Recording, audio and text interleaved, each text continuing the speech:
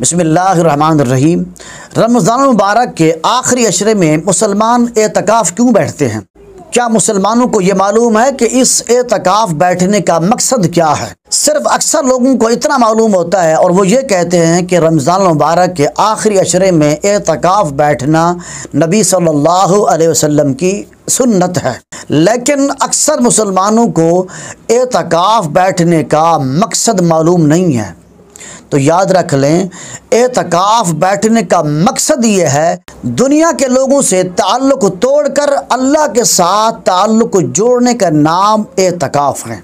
दुनियावी लज़्ज़तों को छोड़कर इबादत की मुशक्क़तों को अपना लेने का नाम एतकाफ़ है। अल्लाह ताला से कुर्ब हासिल करने के लिए, अल्लाह ताला से रहमत और मग़फ़िरत तलब करने के लिए अपने घर को छोड़कर अल्लाह के घर में डेरे डाल लेने का नाम एतकाफ़ है। तो जो शख्स अपने घर की चौखट को छोड़कर, अपने घर को छोड़कर, अपनी दुनियावी लज़्ज़तों को छोड़कर अल्लाह के घर मस्जिद में जाकर अल्लाह की चौखट को थाम लेता है और फिर वो ये कहता है कि परवरदिगार, जब तक तू मेरे गुनाहों को नहीं बख्शेगा, जब तक तू मुझे माफ़ नहीं करेगा, मैं तेरे घर को छोड़कर जाने वाला नहीं हूँ।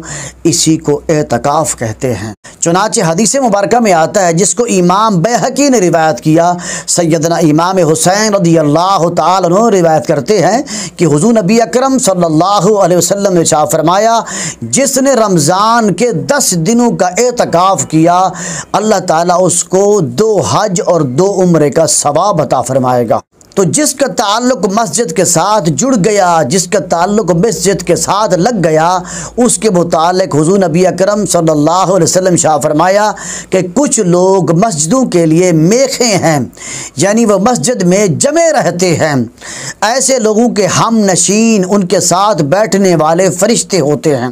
अगर ये लोग कभी मस्जिद से गायब हो जाएं तो फरिश्ते उन्हें तलाश करते हैं, और अगर ये लोग बीमार हो जाएं तो इनकी इयादत करते हैं। कौन? फरिश्ते इयादत करते हैं। और अगर इनको कोई ज़रूरत पेश आ जाए तो ये फरिश्ते उनकी मदद करते हैं। और इसी तरह एक और हदीस में आता है कि हज़रत अनस रज़ियल्लाहु ताला से रिवायत है कि हुज़ूर नबी अकरम सल्लल्लाहु अलैहि वसल्लम शाह फरमाया कि अल्लाह ताला क़यामत के दिन ये ऐलान फरमाएंगे कि कहाँ हैं मेरे पड़ोसी, कहाँ हैं मेरे पड़ोसी।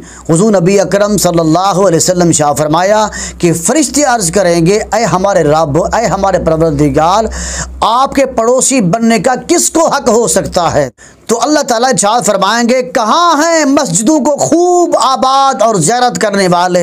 इस हदीस से मालूम हो गया, जो शख्स मस्जिद को आबाद रखता है, मस्जिद का ख्याल करता है, मस्जिदों में आता जाता रहता है, गोया कि वो अल्लाह ताला का पड़ोसी बन जाता है। और इसी तरह मस्जिद में एतकाफ़ बैठने वाले के मुताल्लिक हदीस मुबारका में आता है कि हुज़ूर नबी अकरम सल्लल्लाहु अलैहि वसल्लम शाह फरमाया, मुअतकिफ़ की मिसाल, एतकाफ़ बैठने वाले की मिसाल उस मुजरिम की तरह है जिसने अपने आप को रहमान के सामने डाल दिया और वो कह रहा हो कि अल्लाह की कसम, मैं उस वक्त तक नहीं टलूँगा जब तक आप मुझ पर रहम नहीं फरमाएंगे। इन तमाम रिवायात की रोशनी में खुलासा कलाम यह है कि जिसने दुनिया की लज्जात को छोड़कर, दुनिया की आसाइशों को छोड़कर, दुनिया की मसरूफियात को छोड़कर अल्लाह के साथ ताल्लुक़ जोड़ दिया, उसका मकसद अल्लाह को राज़ी करना, उसका मकसद अपने गुनाहों की माफ़ी तलब करना है, तो ऐसे शख्स का एतकाफ़ अल्लाह कबूल फरमाएगा। और ऐसे शख्स के एतकाफ़ को कबूल फरमाकर अल्लाह ताला उसको 2 हज और 2 उम्रे का सवाब अता फरमाएगा।